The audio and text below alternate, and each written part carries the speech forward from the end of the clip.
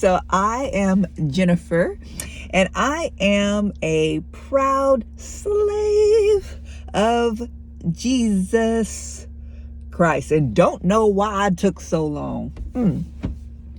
But I wanted to talk today about why the promise feels like it takes so long. So I had a point, and I want to say it was probably about a year ago that I went through a situation in which the Lord had isolated me, and he really began to get really deep with me, and he showed me these beautiful things that I was going to have. He showed me that I was going to have money galore. He showed me I was going to have a big house. I was going to have a big car. I was going to have purpose and destiny and all of this stuff. So at the time, I'm like, okay, give me my money. I'm ready. He also gave me a business plan and showed me like how to lay it all out. Y'all, he gave me an idea of what it was supposed to look like. I kind of, scribbled it out on paper, and then he just walked me through on what to do. I ended up going on a website, submitted that document. They made beautiful prints out of it, like real legit professional prints.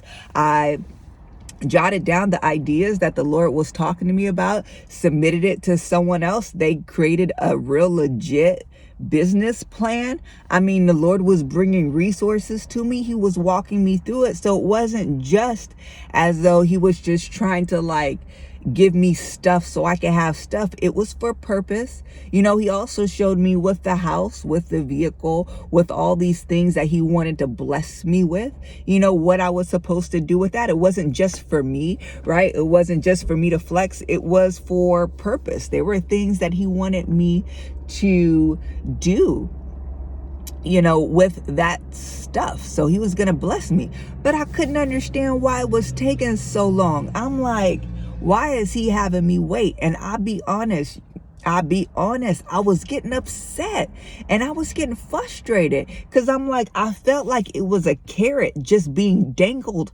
over my head. Like, come on, you want it? And it was like, it would just be put out of my reach so that I would take another step. So I was getting upset, and I'm like, I don't even want it no more.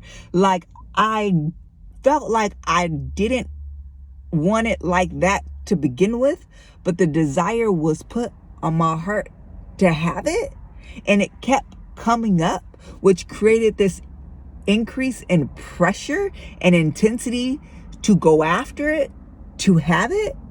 But it was never within reach, and it always felt like it was used as a motivational tool, but I never could get it. And I would get upset and I would get frustrated because I didn't understand why. I didn't understand what the issue was.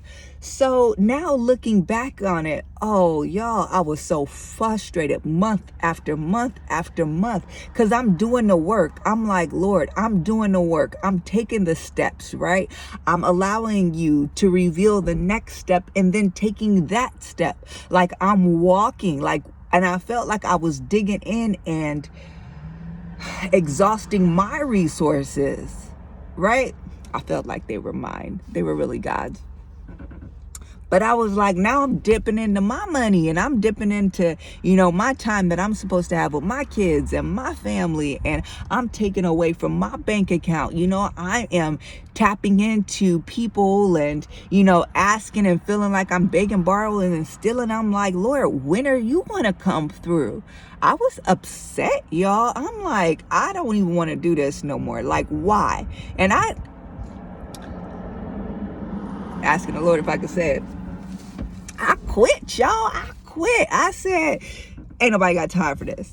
I sat my butt up in that bed, put on Netflix and chill, y'all, and chill. I was like, I'm not doing this no more. I done everything I could possibly do. I'm tired of chasing this. I'm tired of waiting. I'm tired. The Lord let that go on for so long, y'all. And then he turned my life upside down.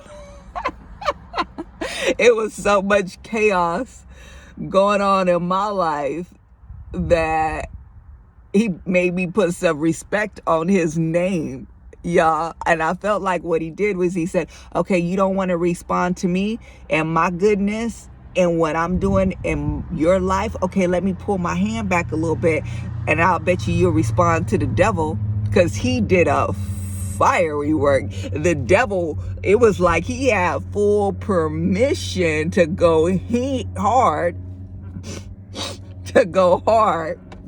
and rolled up his sleeves and went to work.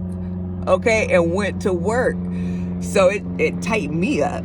But I realized why now, seeing the way how I am now versus the way how I was then, why it took so long.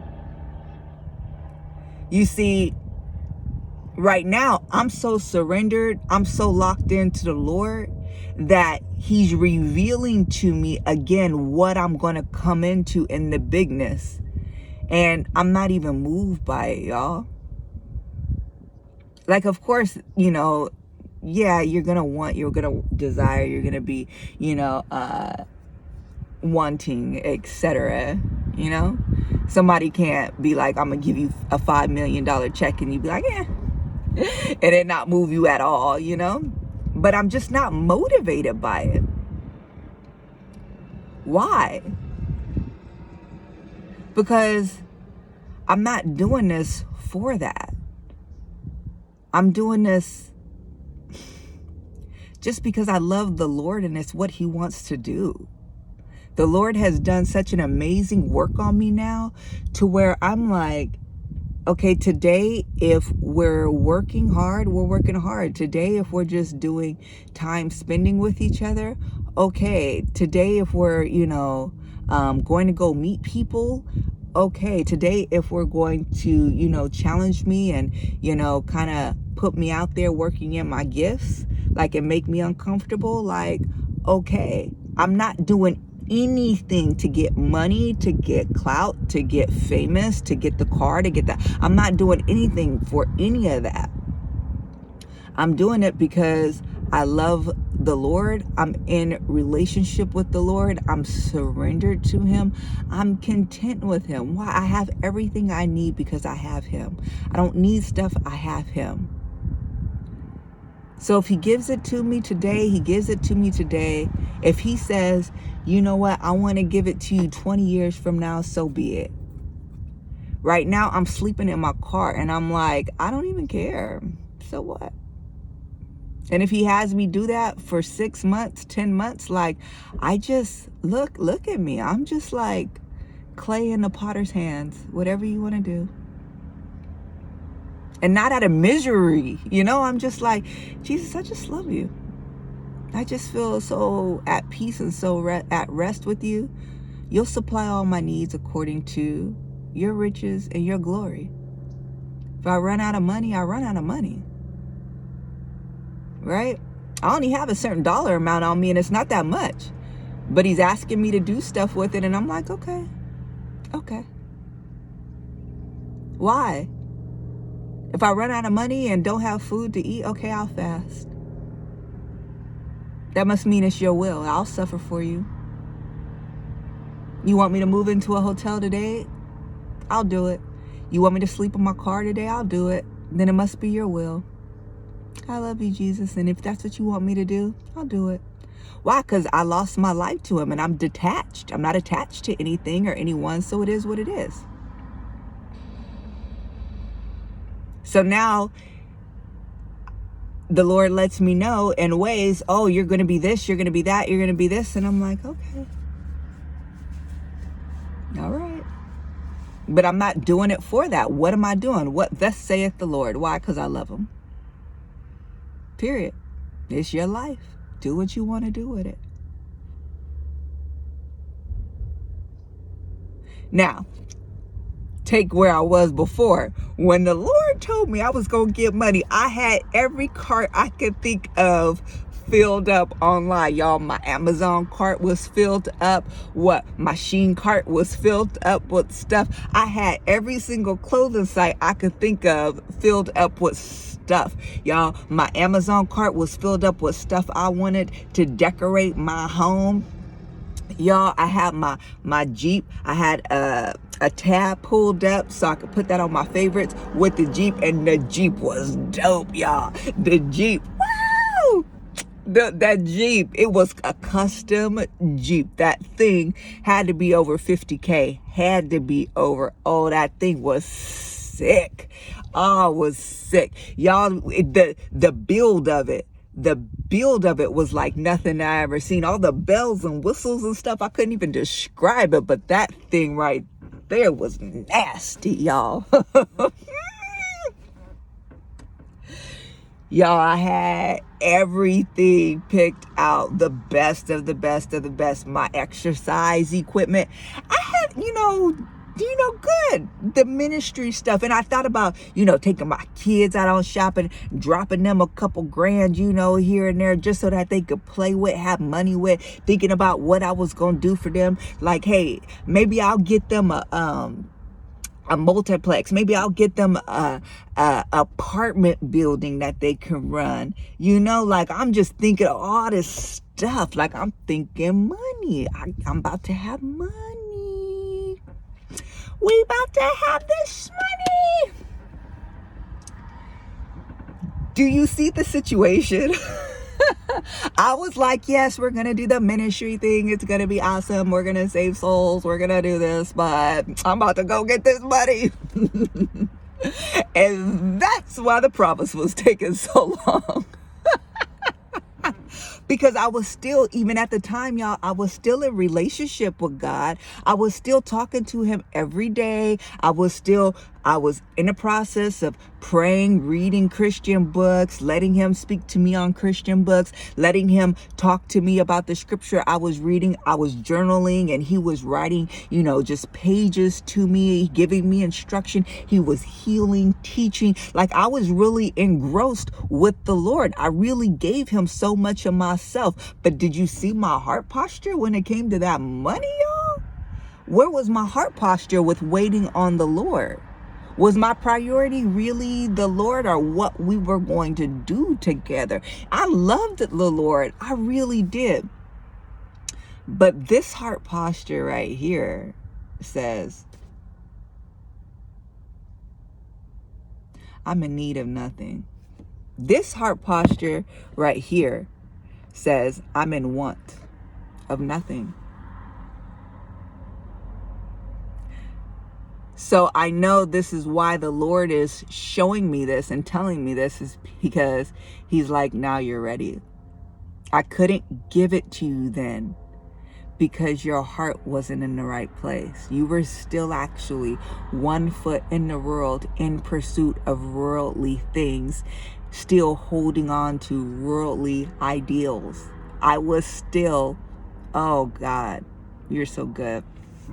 He gave me this image back then, which now I'm understanding. Just now it hit me. He gave me this image back then of one side being this field of flowers and being free and dancing within the beautiful field with Jesus Christ. And it was so beautiful. It was almost like you would picture heaven to be like. And then on the other side, it was like city-like, dark. There was a war going on. It was terrible. And the Lord was showing me at the time this wrestling that was going on. This 1 foot in heaven and 1 foot in the world. But now I've come into that full understanding that because I was there, the promise was delayed. Because I was there, I wasn't ready. Why? Because I was still 1 foot in the world. I want to ask you today, are you waiting on the promise? Because the promise could be waiting on you. The Lord could be waiting on you. And not to say that you have to do X, Y, Z in order to get to where he needs you to be. It's not his time yet. And it's not his time yet because it's not your time yet. Because it's not just a checklist he wants to go through. There's a processing that still has to happen, in which you have to decide to go through the process, allow the process to happen, and allow those things to get burnt off of you that will not serve you in the promised land. Gosh, when you think about hoarders, it is not just enough to go clean up their house.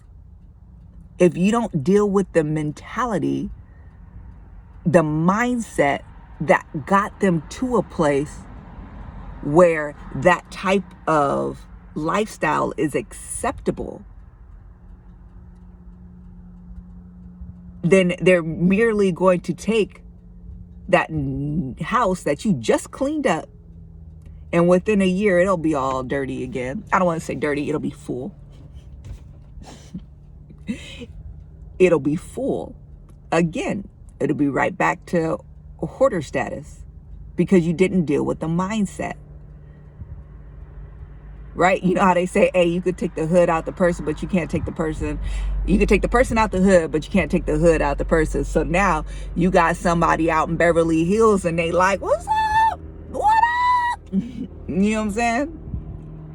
Like, you can't take a redneck out of their situation and then try to put them into glitz and glamour, because that situation gonna turn into where they just came from out of the redneck situation. You know what I'm saying? Because you didn't deal with the mindset, the mentality. So why is the promise taking so long? God has to deal with your mindset. He got to deal with your mentality. He got to deal with your heart. He got to deal with the way how you move, the way how you think. Or he's going to take you out of where you are, put you into your promised land. And guess what? A year from now, your promised land gonna look just like all of this over here. Because it's the mind of an individual that motivated the action of the individual. It's the heart of the individual that motivates the actions of the individual that you still taking with you. That's going to fire up and kick back up into action once when you get over here. And it's going to, so what will be the purpose then? Some of us got so much going on that we got to get healed from, that we got to get delivered from, that we have to learn, that we have to get taught, that we have to be disciplined in before we can not just walk into the promised land, but be able to sustain it.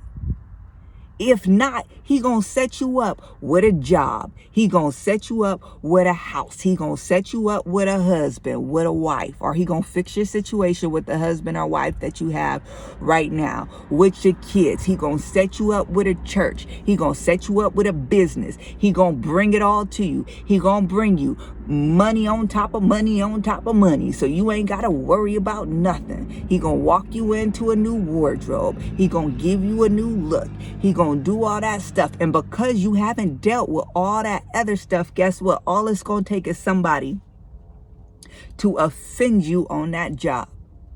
And now you start going downhill on that job. You get enough offense on that job, you now walking away from that job because you ain't gotta put up with that. Won't the devil use offense to throw you off and shake you up? Some of y'all in y'all marriages, the Lord will fix it up. But because you haven't dealt with all the issues that your marriage had before, now all of a sudden you're still harboring offense, resentment, bitterness. You're still motivated and moving by anger, having this tit for tat stuff. Oh, he did this, so now I'm gonna do this, and she did that, so ain't no way I'm about to do this. No, she don't do this for you. Haven't dealt with that mindset. So now he gets y'all on the right path, but then you go right back into that mindset. Now you ready to walk away, you ready to leave because you sick of it, because you're still carrying all that unforgiveness in your heart. You focused on money. You focused on material things. You focused on trying to impress people, on trying to be somebody, on trying to be accepted and loved and admired. You still have this consumerist mindset where you just got to consume, consume, consume, consume. You haven't understood how to be able to use discernment, to be able to speak to God in relationship with him, to be able to ask questions. So guess what? Your money now is just getting drained. You're just draining it. You don't have any financial literacy. You don't have any financial discipline. So now you're just burning through money. People come to you with a sob story. You just giving all the money away because you're not using discernment. The devil's sending people left and right to give you a sob story because he wants to drain your money, right? Your heart may be in the right place, but because you don't have that relationship and surrender with the Lord where you're asking him, who is this? What do you want me to do? What's going on with him? The Lord had to teach me about that.